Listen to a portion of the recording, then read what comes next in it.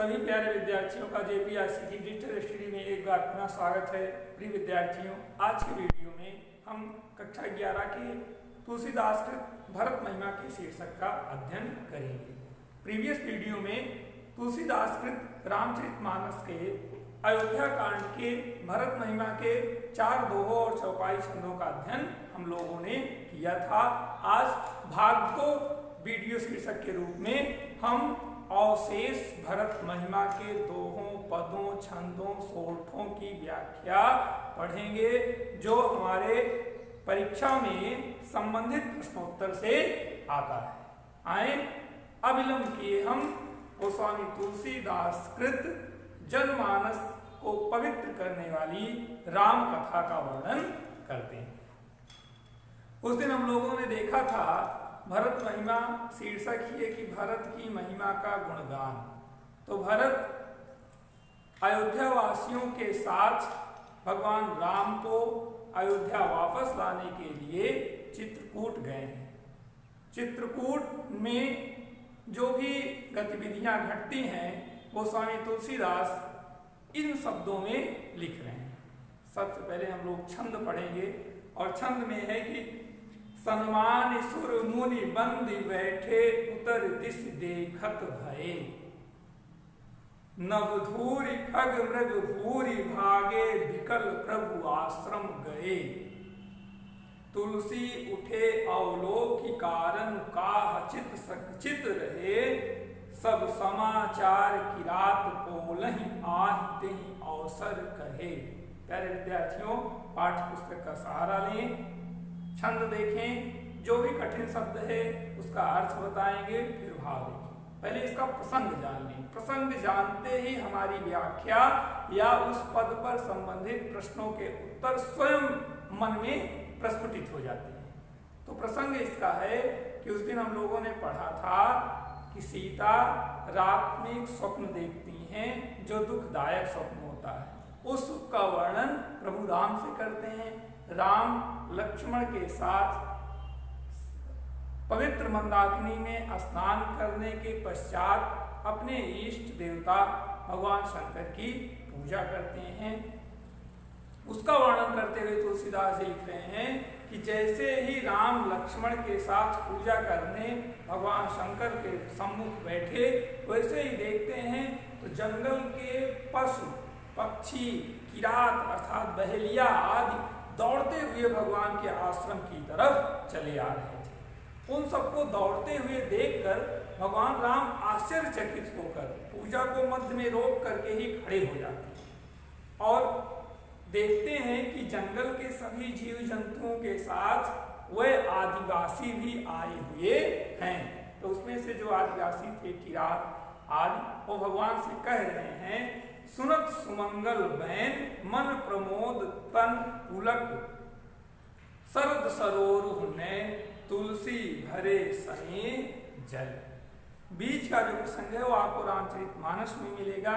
यहाँ पर आपके पाठ्यक्रम में उस बीच वाले प्रसंग को सीमित कर दिया गया है, अर्थात नहीं दिया गया है। वो किरात आते हैं और राम से कहते हैं कि राम, भरत अपनी सभा के साथ, सेना के साथ आपको मारने आए, लेकिन भगवान राम कितने उदार हैं। वो आंतरिकता को जान जाते हैं कि भरत कैसे हैं, भरत किस कारण आए हैं। इसलिए देखिए दोहा सोठा में लिखा गया, सुनत सुमंगल बैन। किसका? किरात के वचन को सुन करके मन प्रमोद तन पुलक भर, मन प्रमुदित हो गया, प्रमोद का मतलब प्रसन्न हो गया और तन पुलकित होने लगा। शरद सरोरुह नैन तुलसी भरे स्नेह जल। रूपक अलंकार है। जैसे शरद ऋतु की सरोवर में सुंदर कमल खिलाता है, वैसे भगवान राम के कमलवत नेत्रों में स्नेह जल, प्रेम रूपी जल भराया। भरत के प्रति जो उनका प्रेम था, आंसू थे, उनके जल नेत्रों में जल के रूप में भरा। और राम लक्ष्मण से कह रहे हैं कि भरतहि होय न राज मधु, विधि हरि हर पद पाय, कबहु की कांजी सीक रंग, क्षीर सिंधु बिन साय। ध्यान दें प्यारे बच्चों, लक्ष्मण जीवात्मा के प्रतीक है, राम परमात्मा के प्रतीक है और मां सीता माया के प्रतीक है। इसको हम लोग इस प्रकार से आने देखे, जब भी देखते हैं वन जाते समय आगे भगवान राम हैं, बीच में सीता है और उसके बाद लक्ष्मण। तो इनका दार्शनिक मत समझिए, बहुत ध्यान से समझिएगा।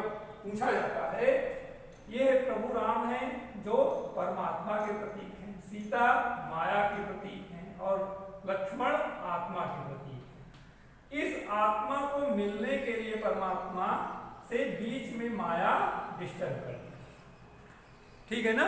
और आत्मा जो है वो सदैव सशंकित रहती है, घबराई हुई रहती है ना। जैसे हम लोग अपने जीवन में जान लें, किसी भी चीज को लेकर के डरे रहते हैं, घबराए रहते हैं, कैसे होगा क्या होगा। तो ये आत्मा का वास्तविक स्वरूप है, उसका स्वभाव। और परमात्मा अर्थात भगवान राम, तो आत्मा लक्ष्मण राम से कहते हैं कि प्रभु भरत अपनी सेना के साथ इसलिए आया है कि आपको नष्ट कर दें, मार दें, ताकि हम अकंटक राज करें। तो इस परमात्मा ने मायावश आत्मा को समझाते हुए कह रहे हैं कि भरत ही हो इन राज। हे लक्ष्मण, भरत को राजमधु, राज का अभिमान हो ही नहीं सकता। ये तो बहुत छोटी बात है।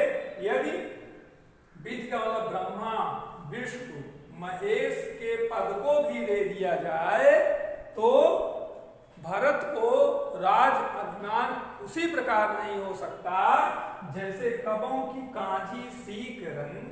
सीकरन का मतलब होता है खट्टा पदार्थ। क्षीर सिंधु बिन सार, क्षीर सिंधु का मतलब जहां पर भगवान विष्णु रहते हैं।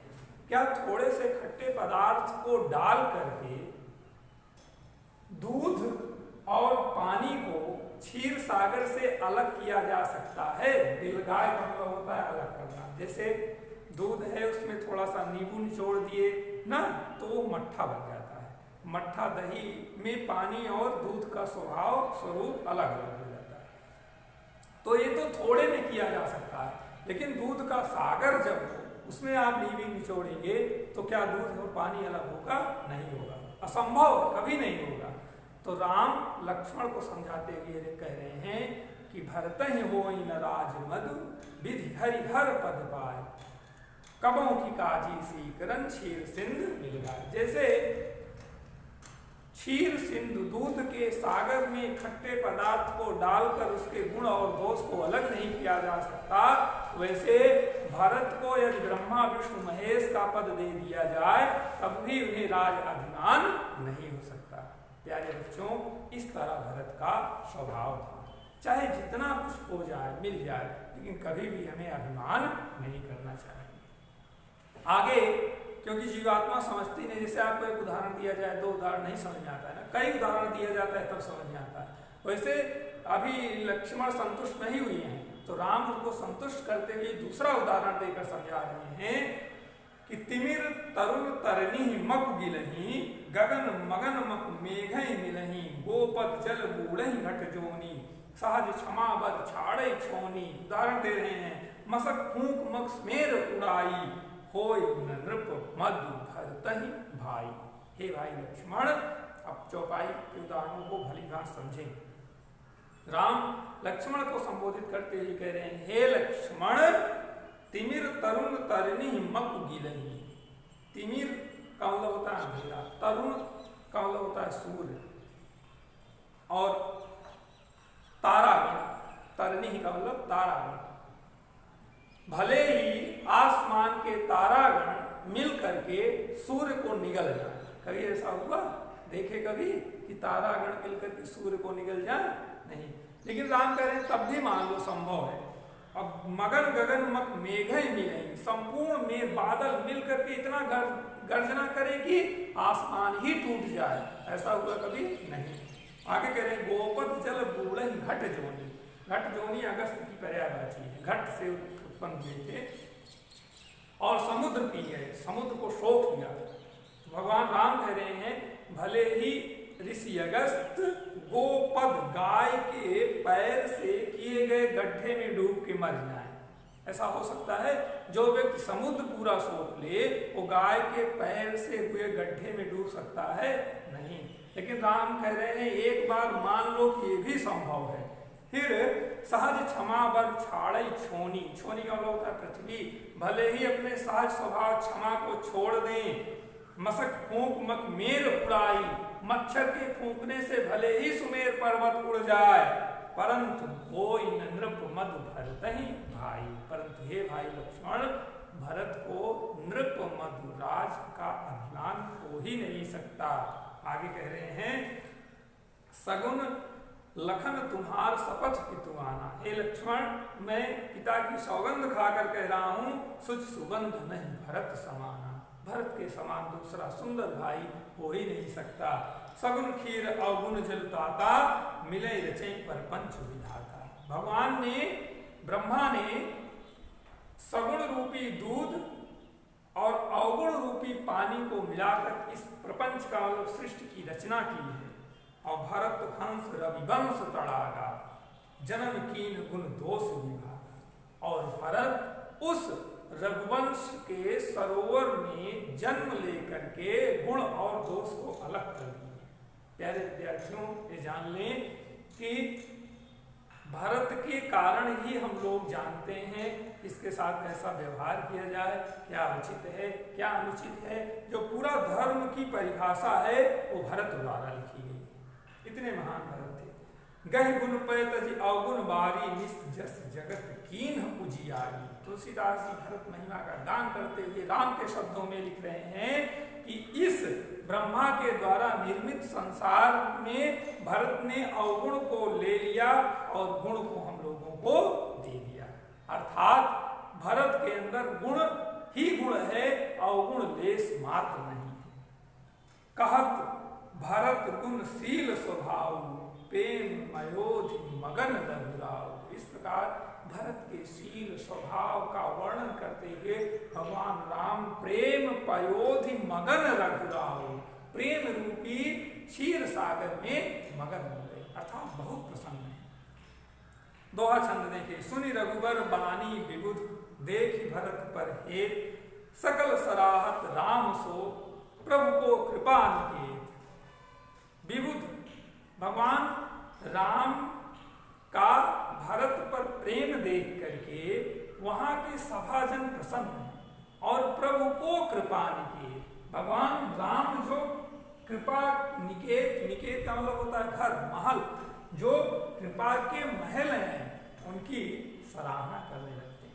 कोई भी ऐसा इतिहास उठाकर देख लेंगे, कोई भी ऐसा प्रमाण नहीं होगा जो राम जैसा उदारता कृपालुता दे सके। इतना अन्याय राम के साथ हुआ, लेकिन फिर भी राम भरत से कितना प्रेम कर रहे हैं। प्रिय विद्यार्थियों, यही इस पाठ्यक्रम का मूल उद्देश्य है।